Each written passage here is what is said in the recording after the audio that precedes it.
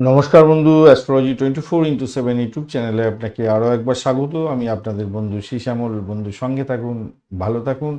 আমার তরফ থেকে প্রাণ ভরা ভালোবাসা আপনাদের সকলের জন্য রইল। শুরু করব। কুম্ভ রাশিতে যে রাহুর অবস্থান থাকবে, তার ফলে ভারতবর্ষের কি অবস্থা হতে চলেছে সে সম্পর্কে বিস্তারিত আলোচনা করব। প্রথমত হচ্ছে 18ই মে 2025 থেকে ডিসেম্বরের 5 তারিখ 2026 পর্যন্ত 18 মাসের যে একটা গোচরটা খুব ভালো এবং খারাপ দুটোই প্রভাব বিস্তার করতে চলেছে। সেই সম্পর্কে আলোচনা করব। ঘটনাচক্রে দেখুন, রাহু হচ্ছে কিংবদন্তি একটা প্রতারক, রাহু গ্রহ, এবং কূটনীতিতে এক উচ্চ পর্যায়ের গ্রহ বলে ধরা হয়ে থাকে এবং গোপন রহস্যে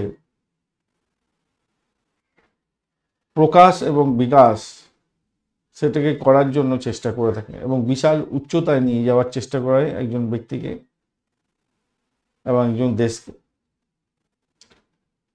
যখন এই গ্রহ ষষ্ঠ, অষ্টম এবং দ্বাদশ ঘরের মধ্যে দিয়ে যায়, ভালো এবং মন্দ উভয়ই কার্যকারিতা দেখা দেয়।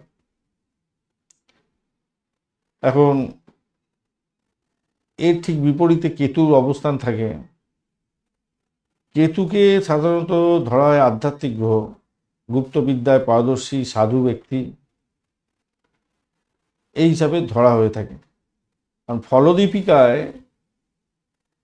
গ্রন্থ অনুযায়ী যদি 16 নম্বর অধ্যায়টা দেখেন এবং শ্লোক নম্বর 24, সেই অনুযায়ী দেখতে গেলে যদি রাহু 1 নম্বর ঘরে থাকে, প্রথম ঘরে থাকে জন্ম রাশিতে, তাহলে অসুস্থতা বৃদ্ধি করে দেয়। দ্বিতীয়ত থাকলে সম্পদ ক্ষতি করে, তৃতীয়ত সুখ, চতুর্থতে দুঃখ দেয়, পঞ্চমেতে আর্থিক ক্ষতি করে, ষষ্ঠতে সুখ দেয়, সপ্তমেতে ক্ষতি করে দেয় এবং অষ্টমেতে জীবনের বিপদ আনে, ক্ষতিগ্রস্ত করে, নবমেতে ক্ষতিগ্রস্ত করে এবং দশমেতে লাভ, আর একাদশে সুখ, দ্বাদশে ব্যয়, এগুলো করে থাকে। এই যে গোচর হতে যাচ্ছে, এই গোচর অনুযায়ী ভারতবর্ষের জন্মকুণ্ডলী, চন্দ্রকুণ্ডলী অনুযায়ী অষ্টম ঘরেতে রাহুর অবস্থান থাকবে এবং দ্বিতীয় ঘরেতে কেতুর অবস্থান থাকবে। এই যে দশম ঘরেতে দেখুন, এটা হচ্ছে চন্দ্রকুণ্ডলী অনুযায়ী আলোচনা করছে। আবার যদি লগ্নকুণ্ডলী ধরে আমরা আলোচনা করি, সেক্ষেত্রে আবার এই পরিবর্তন কিছুটা হয়ে থাকে। এই যে অষ্টম ভাবেতে রাহুর অবস্থান এবং দ্বিতীয়ভাবে যে কেতুর অবস্থান থাকছে, এর ফলে ভারতবর্ষের সঙ্গে যে সমস্ত বন্ধুত্বপূর্ণ প্রতিবেশীরা থাকবে, তাদের মধ্যে একটা সম্পর্কের অবনতি হওয়ার সম্ভাবনা থাকবে, এটা দেখা যাচ্ছে। এবং ঝুট ঝামেলার মধ্যে জড়িয়ে পড়ার একটা সম্ভাবনা থাকবে। তবে ভারতবর্ষে আমদানি করা জিনিসপত্র থেকে শুরু করে কৃষিভিত্তিক বা টেক্সটাইল ইত্যাদি, এই সমস্ত ক্ষেত্র, আমদানি এবং রপ্তানির ক্ষেত্র বা অস্ত্রশস্ত্রের আমদানি রপ্তানির ক্ষেত্রে শুভ ফল প্রাপ্তির সুযোগ থাকছে এই বছরেতে। ভারতবর্ষের যে অটোমোবাইল, ইঞ্জিনিয়ারিং সেক্টর, এই সমস্ত ক্ষেত্রে রপ্তানি ব্যবসার ক্ষেত্রে প্রচণ্ড ভালো ফল পাওয়ার সম্ভাবনা দেখছে। টেকনোলজি বিশেষ করে ভালো হবে। আবার চোরাগুপ্তা অনুযায়ী আমাদের ভারতবর্ষের অর্থ অন্যায়ভাবে অন্য দেশেতে জমিয়ে রেখেছে, এরকম যদি হয়ে থাকে, ইল্লিগাল অর্থ জমা রেখেছে, সেই সমস্ত অর্থ এই সময়কালের মধ্যে ভারতবর্ষে ফিরে আসার সম্ভাবনা থাকবে এবং সরকার সেটা চেষ্টা করবে, এটা দেখা যাচ্ছে। তেল বা ভোজ্য তেল, যেগুলো তেল বা ভোজ্য তেল বা রান্নার গ্যাস, রান্নার তেল, কালো দ্রব্যের যে শস্যগুলো হয়ে থাকে সেই সমস্ত খাদ্যের উৎপাদন এই টাইমকালের মধ্যে প্রচণ্ড বেশি হতে যাচ্ছে, এবং রপ্তানির মাধ্যমে তার থেকে প্রভূত অর্থ উপার্জনের সুযোগ ভারতবর্ষের আসবে। তবে বিমান পরিষেবার মধ্যে সমস্যার সম্মুখীন হওয়ার সম্ভাবনা থাকছে এবছরে। তো এই সময়কালের মধ্যে আর কি। এছাড়া দেখা যাবে বিভিন্ন কমিউনিটির মধ্যে বিবাহের পরিমাণটা বৃদ্ধি পেয়ে গেল, এবং এই যে পূজা অর্চনার মধ্যে যে বিরোধিতার ব্যাপারগুলো থাকে, এই বিরোধ অনেকটা বাড়তে পারে, এবং তার ফলে সামাজিক কলহ বিভিন্ন প্রজাতির মধ্যে সৃষ্টি হওয়ার সম্ভাবনা থাকবে। এই রাহুর এই যে অবস্থান কর্মসংস্থানের সুযোগ বৃদ্ধি করবে ভারতবর্ষের মধ্যে প্রচণ্ড পরিমাণে। বিমা এবং ব্যাংকিং সেক্টর সংক্রান্ত কার্যকলাপেতে একটা সুস্থির জায়গা তৈরি হতে যাচ্ছে এবং সাফল্য পাবে ভারতবর্ষ।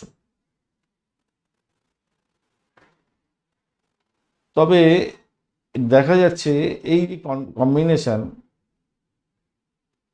এই কম্বিনেশনের ফলে, বিশেষ করে কেতু যে দ্বিতীয়ভাবে থাকছে, সেখানেতে জন্মহার কিন্তু কমে যেতে পারে ভারতবর্ষের মধ্যে। তবে জিডিপি বাড়তে পারে, আধ্যাত্মিক কর্মকাণ্ড বাড়বে, এটা দেখা যাচ্ছে।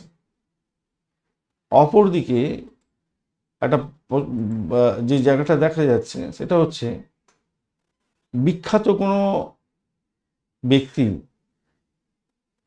মানে রাজনৈতিক ব্যক্তির পদস্খলন হওয়ার সম্ভাবনা ভীষণভাবে দেখা যাচ্ছে, এবং তাদের শরীর স্বাস্থ্য খারাপ যাওয়ার কারণে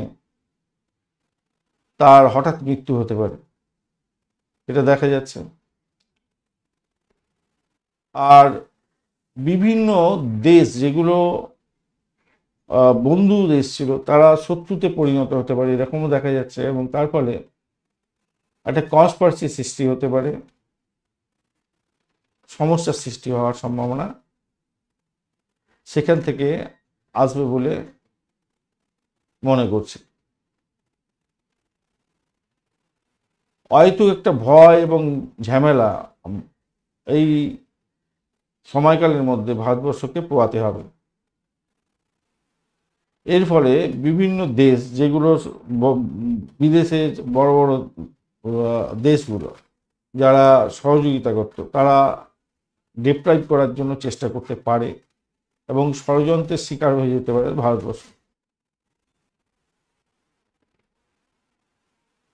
অপ্রত্যাশিত কিছু লাভ যেমন ভারতবর্ষের ওঠাবার সুযোগ থাকছে বিভিন্ন ক্ষেত্রে, তেমনিভাবে লসও হয়ে যাওয়ার সম্ভাবনা এই সময়কালের মধ্যে দেখা যাচ্ছে। মনে রাখতে হবে এই সময়কালের মধ্যে 3টি নক্ষত্রের মধ্যে দিয়ে ভারতবর্ষ গমন করবে। এই আমাদের রাহু গমন করতে থাকবে ধনিষ্ঠা, শতবিশা এবং পূর্ব ভাদ্রপদ নক্ষত্রকে সঙ্গে নিয়ে এগোতে থাকবে। তো এই ক্ষেত্রে দেখা যাচ্ছে প্রথম দিকটায় শত্রুবৃদ্ধি হওয়া, অন্দরের মধ্যে রাজনৈতিক ক্ষেত্রে বিভিন্ন কলহ সৃষ্টি হওয়া, বড় ধরনের দুর্ঘটনার শিকার হওয়া এবং সামাজিক কলহ সৃষ্টি হওয়ার সম্ভাবনা থাকবে। সেকেন্ড হাফটায় শেয়ার মার্কেটে উত্থান পতন অনেকটা দেখা দেওয়ার সম্ভাবনা দেখা দিচ্ছে। তবে টেকনোলজি সংক্রান্ত ক্ষেত্রে ভারতবর্ষ একটা উচ্চাঙ্গ জায়গায় যাবে এবং সেটা রপ্তানির মাধ্যমে প্রচুর অর্থ উপার্জনের সুযোগ থাকবে। এবং শেষের দিকটায় দেখা যাচ্ছে আর্থিক গেইন করার যেমন সুযোগ থাকছে, সামাজিক ক্ষেত্রে বিচ্ছিন্নবাদ একটা তৈরি হবে এবং সেটা ধর্মীয় ক্ষেত্র নিয়ে তৈরি হতে পারে। এবং বিশেষ কোনো ব্যক্তির প্রাণহানির সম্ভাবনা থাকছে রাজনৈতিক ব্যক্তির। এই সময়কালের মধ্যে ভারতবর্ষের কোনো কোনো ক্ষেত্রে বড় ধরনের ভূমিকম্প দেখা দেওয়ার সম্ভাবনা আছে এবং সামাজিক ক্ষেত্রে অস্ত্র নিয়ে ঝামেলার সৃষ্টি হতে পারে এবং কমিউনিটির মধ্যে বড় ধরনের ক্যাওস সৃষ্টি হতে পারে, তার ফলে বহু মানুষের প্রাণ ক্ষতিগ্রস্ত হতে পারে। না চাইলেও ভারতবর্ষকে যুদ্ধংদেহী মনোভাব নিয়ে বিভিন্ন প্রতিবেশী দেশের সঙ্গে সমস্যায় জড়িয়ে পড়তে হতে পারে।